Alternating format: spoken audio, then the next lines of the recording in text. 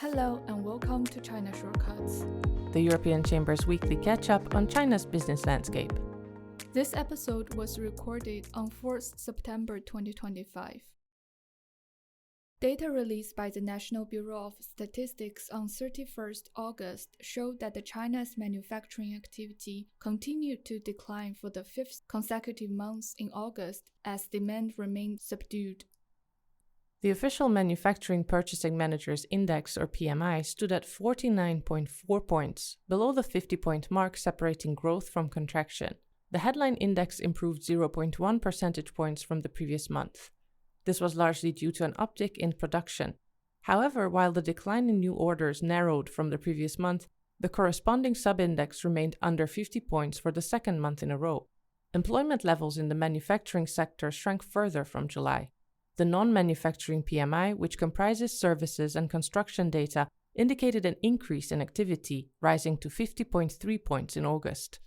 This was propelled by a rebound in services activity, with the tertiary sector recording the fastest pace of expansion all year. Construction activity meanwhile dropped sharply, with the index sinking below the 50-point mark for the first time since January.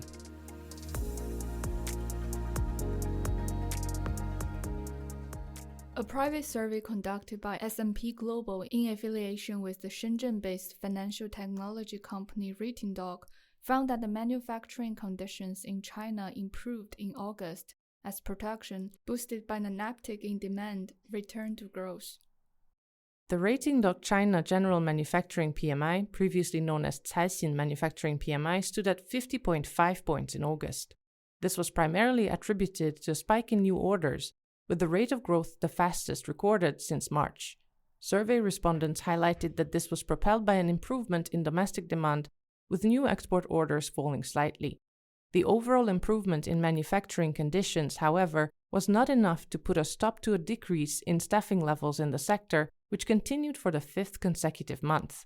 Yao Yu, founder at RatingDog, commented that as policies aimed at curbing unhealthy competition at low prices have been announced, input prices have continued to increase, but manufacturing firms' profitability has only showed a slight recovery and remains under pressure. A separate statement released on 3rd September showed that the RatingDog China General Services PMI reached 53 points in August, the fastest rate of increase since May 2024. The increase in services activity followed an increase in both overall new orders and new export business. Survey respondents mentioned a rise in tourism as one of the key factors behind faster sales growth. Despite this, service companies were still reluctant to increase staffing levels amid concerns over costs.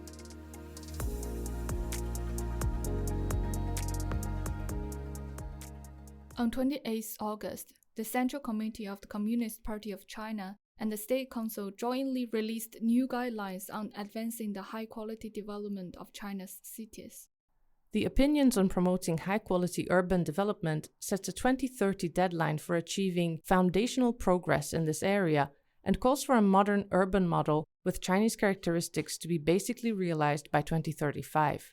Some of the key directions for development listed in the document include transitioning from a growth-driven pattern to a people-orientated one, and from a uniform pattern to a distinctive one that takes into account the given city's characteristics. It also calls for development plans to be more coordinated across regions. These guidelines follow recent disapproval from China's leadership about the lack of diversity in local governments' development plans. At a conference on urban work held on the 14th of July 2025 in Beijing, Chinese President Xi Jinping had criticized local governments for focusing their efforts on the same emerging industries such as artificial intelligence, computing power, and new energy vehicles.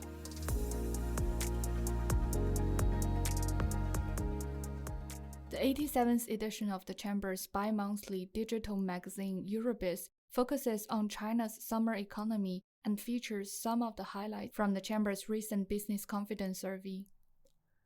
Articles featured in the July-August issue delve into topics such as how European companies can benefit from China's resurgent tourism industry and how they can navigate the impact that warmer weather is having on cold chain logistics. Download the latest issue for free from the Chamber's website to learn more. Thanks for listening, and don't forget to tune in again next week.